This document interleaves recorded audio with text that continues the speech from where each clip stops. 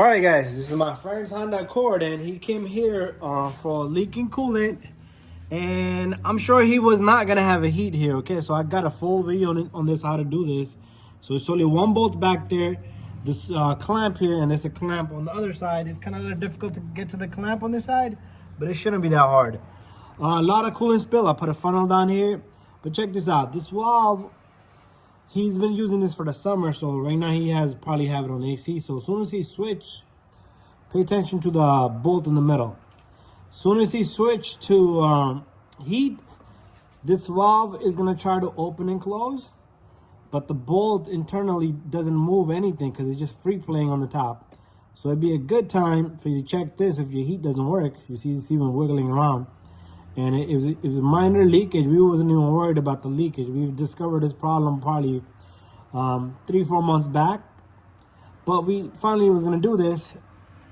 And so all you need to do is remove 2 clamps. And this is the part he bought, original Honda part. There you go. And inside he got a heat control valve here. It's called the heat control valve. Comes with the bracket. Can you open this for me? So he's gonna open this right here for me. And I'm going to show you guys how this works. No calibration needed, just as long as you don't move anything out of place. Just pay attention to where your clamp came off on the cable.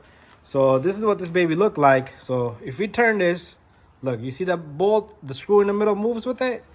And as it moves, it opens the pathway for the coolant to flow, and then it closes. So when it's here, he probably has it on heat. So you see it closes and then it opens. So at this position, it opens. So this thing is sitting just like that. So there you have it. I'm going to show you once I remove everything. Okay, so I took off the pipe and no coolant came out. This guy does have coolant in the radiator unless all leaked out. But I think that valve has stopped working way before. So what I'm going to do is I'm going to take a Phillips head screwdriver. I'm going to put my camera through back here. Let's see if you can see any flow by turning this manually. Just make sure you don't burn yourself. It's a bad angle here because I got a bucket in the bottom, but I'm gonna turn this manually so nothing is coming out. So the system might be just kind of empty.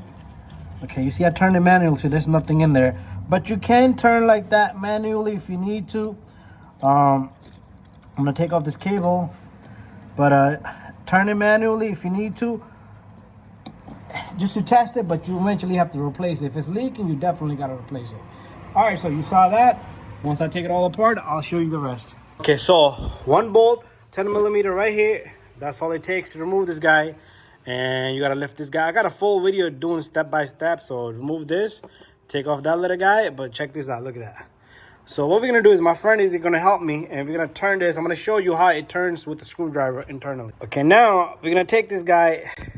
And it's open right now. You see this valve was kind of open. I'm not sure because we already messed around with it. You can see right through.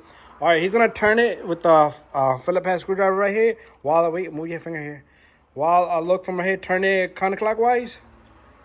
Counterclockwise. There you go. Okay, turn it clockwise. Keep going, keep going, keep going, keep going. So even the screw's not doing nothing. So I was wrong about that. So maybe the screw has free played also. So if you were stuck on heat, you was going to be stuck on heat. So everything is damaged in there. So I don't even think there's a valve in there. Everything just, no, I think everything inside is gone. Okay, that's fine. We're going to replace it with a new one. So it's 1 screw, 2 clamps, and this baby comes right off. And the little heater control valve cable. Guys, I'm done with the valve, but look, we got the temperature gauge set right there. I got the key and accessory, and I want to show you guys what we're about to do right now. So I'm going to tell my friend to turn it to heat. When I tell him to heat, you're going to see the valve move. Then I'm going to turn him to put it to AC. It's going to turn again. Okay, are you ready? Put it to heat. You put it to heat. It didn't turn. Put it to AC. You got the key and accessory. Check again. Turn it to heat. Guys, as you saw, this thing doesn't turn, and I'm thinking his blender motor isn't turning.